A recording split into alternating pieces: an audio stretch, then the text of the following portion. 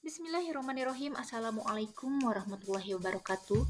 Pada kegiatan belajar 2 ini saya akan membahas materi fungsi trigonometri segitiga dan penerapannya. Yang akan saya bahas di video ini benar-benar konsep yang sangat dasar tapi sangat penting untuk teman-teman kuasai. Oke, di sini saya akan bahas segitiga dan penerapan fungsi trigonometri pada siku-siku. Nah, sekarang perhatikan segitiga berikut ini. Dan sebelum saya bahas masalah trigonometrinya, teman-teman harus tahu dulu nih sisi-sisi pada segitiga siku-siku berikut ini. Nah, sisi yang membentuk sudut siku-siku ini dikatakan sebagai siku-siku. Kemudian, sisi yang di atasnya yang bukan merupakan sisi siku-siku ini adalah sisi terpanjang, dikatakan sebagai sisi hipotenusa. Nah, untuk mempermudah teman-teman mengingat perbandingan trigonometri ke depannya, kita beri nama untuk ketiga sisi ini. Nah, di sini sudah ada sudut alfa. Nah, di sini berada di depan sudut dengan sudut alfa kita beri nama dengan sisi depan. Kemudian sisi samping dan sisi miring. Nah, sekarang kita bahas perbandingan trigonometri yang utama ada 3, yaitu yang pertama sinus atau kita sebut dengan sin. Sinus atau sin alfa di sini adalah perbandingan sisi depan per sisi miring ya. Jadi sisi depan kita bagi dengan sisi miring atau kita tulis dengan demi, depan per miring. Ini disebut sebagai sin alfa. Kemudian yang kedua adanya yang disebut dengan kosinus atau kita singkat cos. Cos alfa itu perbandingan sisi samping per sisi miring. Jadi kita tulis aja sami, samping per miring. Dan yang ketiga ada yang disebut dengan tangen atau bisa kita tulis sebagai tan. Tan alfa ini perbandingan sisi depan per sisi miring, samping atau kita tulis dengan tan desa. Oke, jadi cara mengingatnya teman-teman di sini hanya ingat kalimat ini. Sin demi, kosami, dan tan desa. Oke?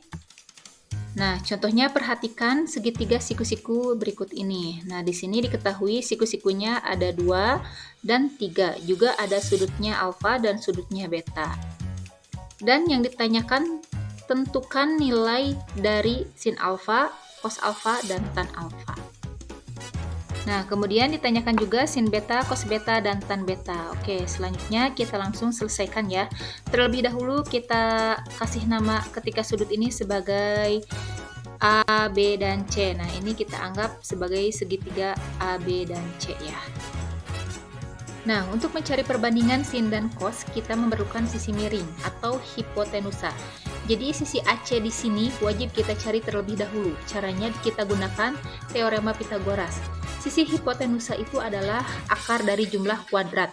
Sisi siku-sikunya atau bisa kita tulis AC sama dengan akar 2 kuadrat ditambah 3 kuadrat.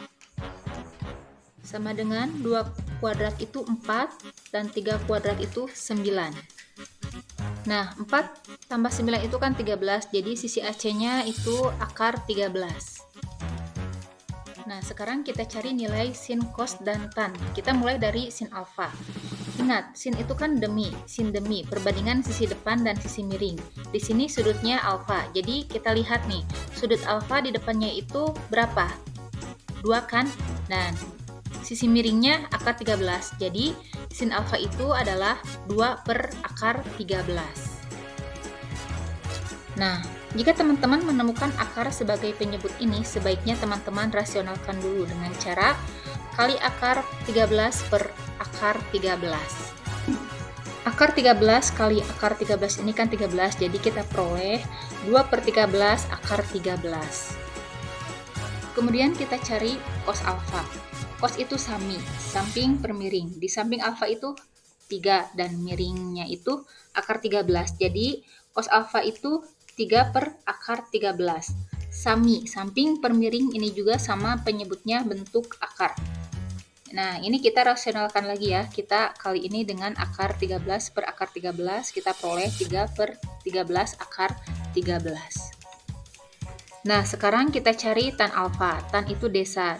Tan desa berarti depan per samping. Dan sudutnya alfa berarti depan alfa kita bagi dengan samping alfa. Jadi tan alfanya itu 2 per 3. Selanjutnya yang kita cari sin, cos, dan tan untuk sudut betanya. Sin beta itu di sini demi, tapi di sini sudutnya beta, jadi demi itu depan beta per miring. Depan beta kan 3, i per akar 13. Beda dengan sin alfa, oke? Jadi depan, samping, dan miring itu teman-teman perhatikan ya sudutnya. Nah, depan alfa itu pasti beda dengan depan beta. Nah, sin beta itu demi, depan beta per miringnya 3 per akar 13. Ini kita rasionalkan aja ya, kita kali dengan akar 13 per akar 13. Nah, kita peroleh 3 per 13 akar 13. Nah, untuk cos beta, cos itu sami, samping per miring. Sudutnya beta, berarti samping beta itu 2. Miringnya akar 13. Jadi 2 per akar 13 ini sama kita rasionalkan juga dan kita peroleh 2 per 13 akar 13. Dan yang terakhir tan beta. Tan itu desa, depan per samping. Depan beta itu 3. Nah, sampingnya itu 2. Jadi tan beta itu 3 per 2.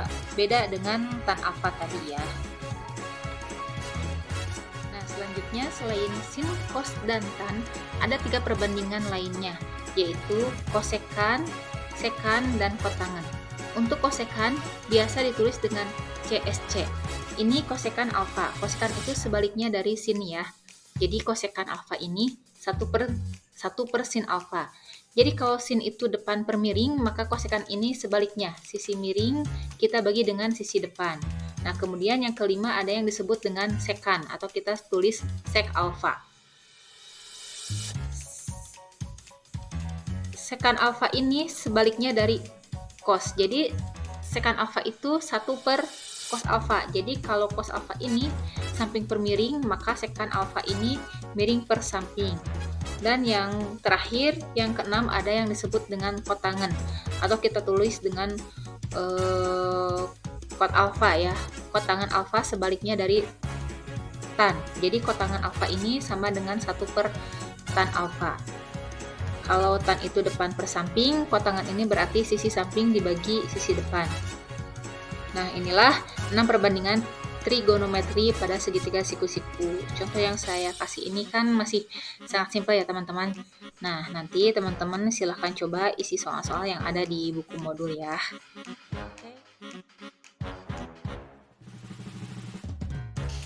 Oke. Nananaon orang. Aslinya si nananaon orang bang.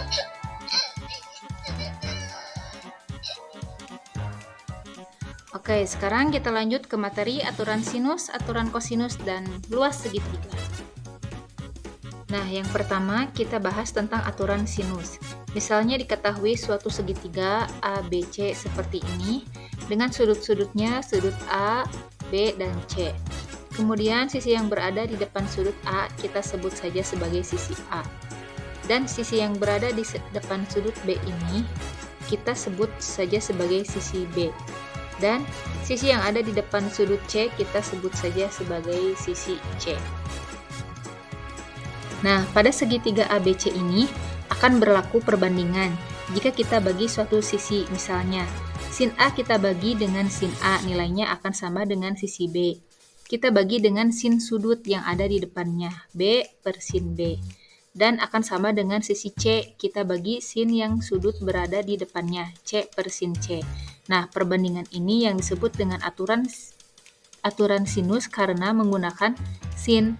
Nah, aturan sinus ini bisa kita gunakan untuk mencari suatu sisi atau suatu sudut jika diketahui suatu sisi dan sudut yang berada atau yang saling berhadapan.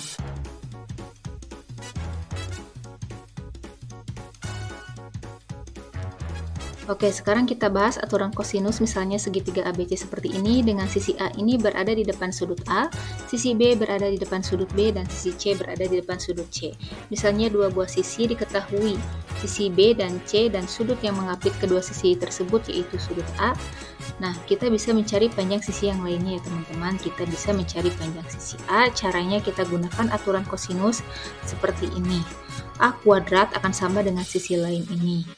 Kita kuadratkan dan kita jumlahkan yaitu B kuadrat tambah C kuadrat.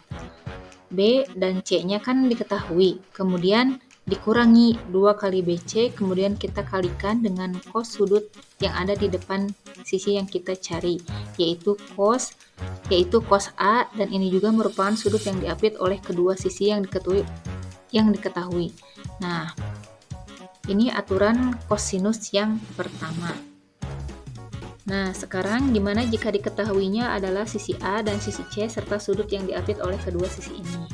Kita bisa mencari sisi B. Panjang sisi B caranya seperti yang tadi. B kuadrat ini sama dengan A kuadrat tambah C kuadrat dikurangi 2AC kali cos sudut yang ada di depan sisinya yang kita cari yaitu cos B. Kemudian, jika diketahuinya sisi A dan sisi B serta sudut C, kita bisa mencari panjang sisi C. Caranya sama aja. C kuadrat sama dengan A kuadrat tambah B kuadrat dikurangi 2AB kali cos C. Nah, teman-teman, coba perhatikan polanya, karena polanya ini sama. Jadi misalnya kita mau mencari sisi A kuadrat ini sama dengan sisi lain. Selain itu kan B-nya dengan B kuadrat. Tambah C kuadratnya dikurangi 2 kali kedua sisi yang diketahui kita kalikan, kemudian kita kali dengan sudut yang ada di depan. Sisi yang kita cari. Nah, inilah yang disebut dengan aturan kosinus. Oke, sekarang kita bahas yaitu menentukan luas segitiga menggunakan trigonometri. Jadi, jika teman-teman tahu bahwa luas segitiga itu setengah alas kali tinggi, itu bukan satu-satunya rumus untuk mencari luas segitiga ya. Kita juga bisa menggunakan trigonometri untuk mencari luas segitiga. Misalnya, diketahui suatu segitiga ABC seperti yang tadi dengan sisi-sisinya, ini AB dan C, kemudian diketahui 2 buah sisi dan 1 sudut yang diapit, misalnya diketahui sisi B dan sudut A, dan ini cukup untuk kita gunakan untuk menentukan luas segitiga ya.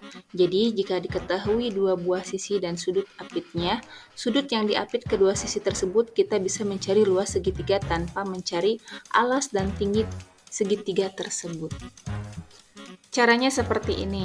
Luas segitiga sama dengan setengah kali sisi yang diketahui yaitu B dan C. Kita kalikan ya. Setengah BC kalikan dengan sinus sudut yang diapit oleh kedua sisi tersebut yaitu sudut A. Jadi luasnya sama dengan setengah kali BC dikali sin A. Nah, jika diketahui sisi A dan C dan sudut B, ini caranya sama dengan setengah kali AC sin B ya. Nah, ditulisnya seperti ini, luas sama dengan setengah kali AC sin B ya. Kemudian jika diketahui sisi A dan B dan sudut C, maka luas segitiganya setengah kali AB kali sin sudut C. Nah, ini cara menentukan luas segitiga jika diketahui 2 sisi dan sudut yang diapit oleh kedua sisi tersebut. Nah, selanjutnya kita bahas materi yang terakhir, yaitu rumus Heron. Jika diketahui segitiga sisinya ABC, nah seperti ini, kita tidak bisa menggunakan rumus luas yang setengah kali alas kali tinggi ya, tapi rumus yang bisa kita gunakan adalah rumus Heron. Nah, rumus Heron itu dirumuskan seperti ini. Luas sama dengan akar S dikalikan S kurang A, lalu dikalikan S kurang B, lalu dikalikan dengan S kurang C ya. Nah, dengan S itu adalah setengah dari keliling segitiga, jadi S sama dengan setengah kali A tambah B tambah C ya, karena ketiga sisinya A, B, C. Nah, ini rumus Heron yang satu-satunya untuk digunakan mencari segitiga seperti ini.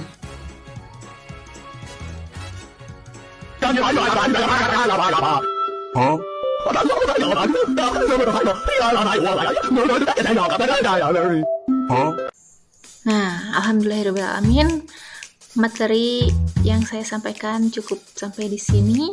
Mudah-mudahan membuat kalian tidak tambah pusing ya. Amin. Cukup dari saya, sekian. Assalamualaikum warahmatullahi wabarakatuh.